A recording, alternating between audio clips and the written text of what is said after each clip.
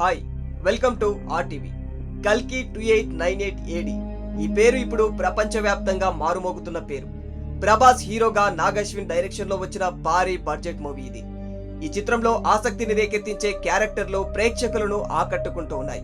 ముఖ్యంగా ఈ సినిమా పేరు కల్కి అని ఉండటంతో అసలు కల్కి అనే పేరుకు మూలం ఎక్కడ పుట్టింది, ఇంతకు ఎవరు ఈ కల్కి అనే ప్రశ్న ప్రతి ఒక్కరిలో మెదులుతూ ఉంది. నిజానికి కల్కి ఎవరు, అతడు ఎలా ఉంటాడు, అసలు కల్కి పురాణం ఎప్పుడు ఎక్కడ ప్రారంభమైంది? హిందూ పురాణాలు మహావిష్ణువే కల్కిగా అవతరిస్తాడని చెబుతూ ఉన్నాయి. నిజంగా విష్ణువే కల్కిగా అవతరిస్తాడా? అలా జరిగితే అసలు కలియుగంలో విష్ణువు కల్కిగా కనిపించడానికి కారణమేమిటి? ప్రస్తుతం ఇలాంటి ఆసక్తికరమైన ప్రశ్నలే చాలా మందిని వేధిస్తూ ఉన్నాయి. అయితే పురాణాల ప్రకారం హిందూ మతంలో బ్రహ్మ, విష్ణు, మహేశ్వరులనే త్రిమూర్తులలో ఒకరు శ్రీ మహావిష్ణువు. ఈ ముగ్గురు త్రిమూర్తులలో బ్రహ్మదేవుడు విశ్వానికి సృష్టికర్త, అలాగే మహేశ్వరుడు అంటే శివుడు. శివుడు విధ్వంసకుడిగా పిలువబడ్డాడు. ఇక విష్ణువు మొత్తం విశ్వానికి సంరక్షకుడిగా పురాణాల్లో పేర్కొనబడి ఉంది.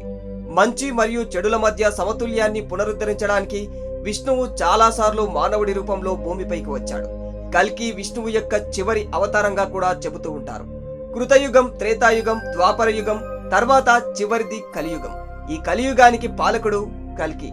అందుకే విష్ణువు యొక్క కల్కి అవతారం ఈ భూమండలానికి అధిపతి అని చెబుతూ ఉంటారు.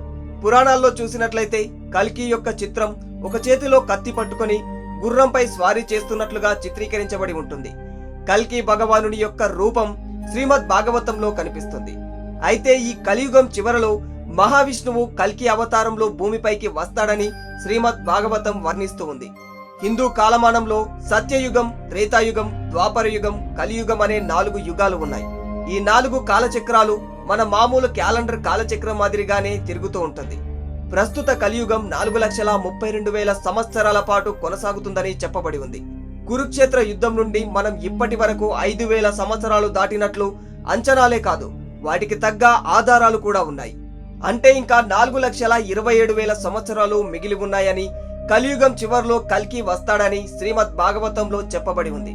పురాణాల ప్రకారం శ్రావణ మాసంలోని శుక్లపక్ష షష్ఠి రోజున జూలై మరియు ఆగస్టు నెలలలో చంద్రుని యొక్క అద్భుతమైన పక్షంలోని 6వ చంద్ర రోజున విష్ణువు కల్కి అవతారం రూపంలో భూమిపైకి వస్తాడు.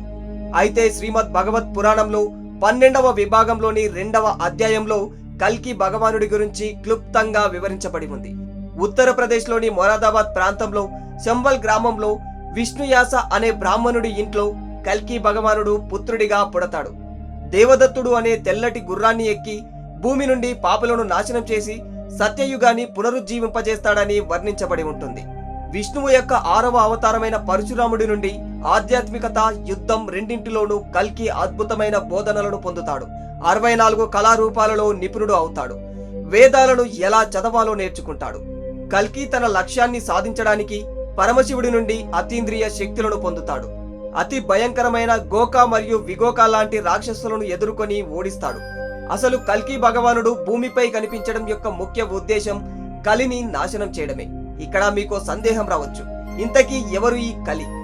సమాజ నాశనానికి కారణమైన రాక్షసుడు కలి. వికృత చేష్టలకు నిలువెత్తు రూపం. చెప్పాలంటే ఇది ఒక నెగటివ్ ఎనర్జీని కలిగిన అత్యంత భయంకరమైన శక్తి ఇది. అయితే ఈ క్రూరుడైన కలితో కల్కి యుద్ధం ముగిసిన అనంతరం కలియుగం ముగిసి సత్యయుగం ప్రారంభమవుతుంది. కల్కి యొక్క ప్రధాన లక్ష్యం కూడా భూమిపైన అసురులను, దొంగలని నాశనం చేసి ధర్మాన్ని స్థాపించడం, భూమిపై శాంతిని నెలకొల్పి సర్వజాతులు నివసించడానికి ప్రశాంతమైన ప్రదేశంగా భూమిని తీర్చిదిద్దడం. తన లక్ష్యాన్ని నెరవేర్చి ధర్మాన్ని స్థాపించిన తరువాత కల్కి శంబాల రాజ్యాన్ని కొన్ని వందల సంవత్సరాల పాటు పరిపాలిస్తాడట. అనంతరం విష్ణువు యొక్క ఖగోళ నివాసమైనటువంటి వైకుంఠానికి వెళ్లిపోతాడు కల్కి భగవానుడు. విన్నారు కదా, హిందూ పురాణాల ప్రకారం ఇది అసలు సిసలైన కల్కి స్టోరీ.